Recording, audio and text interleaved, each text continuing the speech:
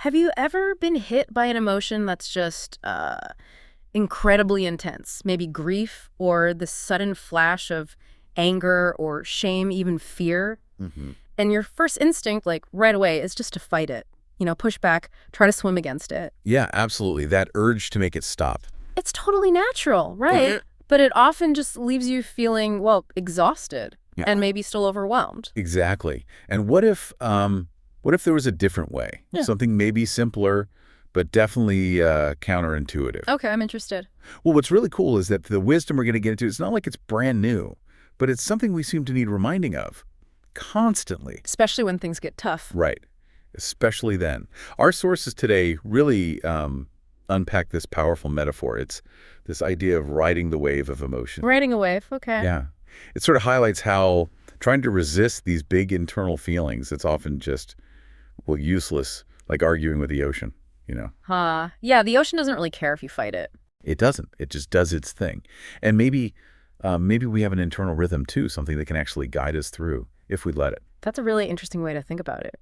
So our mission then for this deep dive is to kind of distill what our source material excerpts from Riding the Emotional Wave to Integration tells us about this.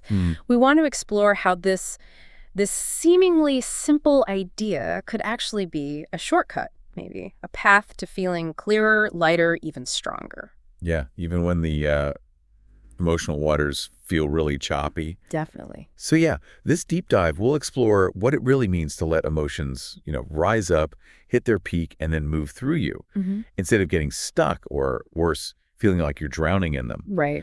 It's about understanding that subtle difference, isn't it? Being the one riding the wave, like consciously there, rather than just being pulled under by it.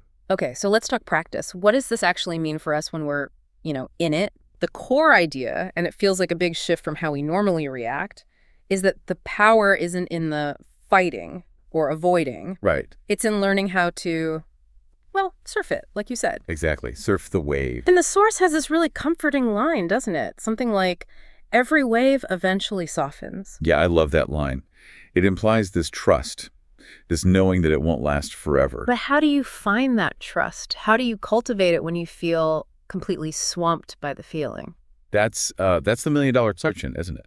And if we connect this to the bigger idea of integration. Okay, what do we mean by integration here? Well, basically bringing all the parts of your experience, even the tough ones, into sort of whole picture, allowing them to be there and move through. Right. For that, the source says the key is really to stay conscious in the middle of it. Stay conscious. And it gives really specific practical advice.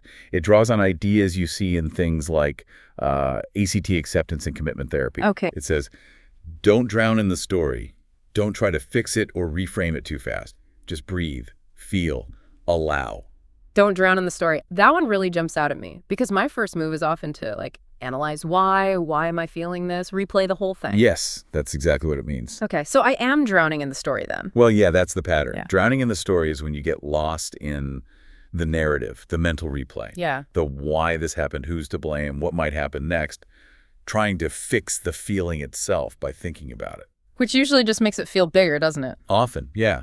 The insight here is to try and separate the feeling, the actual raw sensation in your body, from the story you're telling yourself about the feeling. Ah, okay. The physical versus the mental chatter. Precisely. Instead of getting tangled in the why or the what if, you just notice the pure sensation without judging it, Right. recognizing that the story often just fuels the fire, right? Yeah. Whereas the feeling itself, the raw data, if you just allow it, Yeah.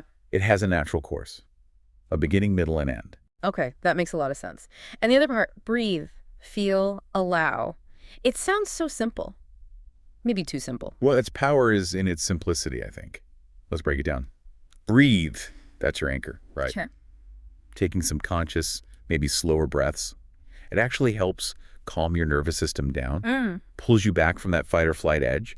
Creates a bit of space. Physiological space. Yeah, Got it. yeah. And once you have that little bit of space from the breath, then you can feel. And this isn't about wallowing in it. Right. It's more about just noticing the physical sensations. Where is it in your body? Is it tightness here, heat there, a tremor, pressure? You just observe it. So you're staying present with the actual experience, not the thoughts about it. Exactly. Without immediately reacting or getting swept up in that story we talked about. And then allow. This is the really crucial part.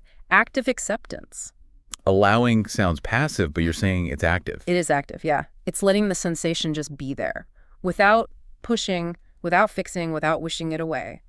It's a conscious choice to stay present, trusting. Trusting the wave will pass, like the source says. Mm-hmm. Trusting it will crest and soften. And that conscious presence, that's what makes the difference between riding the wave and just being tumbled around by it. Wow. Okay. And the outcome the source talks about is really quite compelling. It says when you manage to do this, when you ride the wave all the way through, you come out clearer, Yeah. lighter, stronger. Yeah. And the key distinction, which I think is so important, is why you feel that way. It says, not because you avoided it, but because you rode it with presence. That's it. That is everything. It's about going through, not finding a detour around it. Yeah.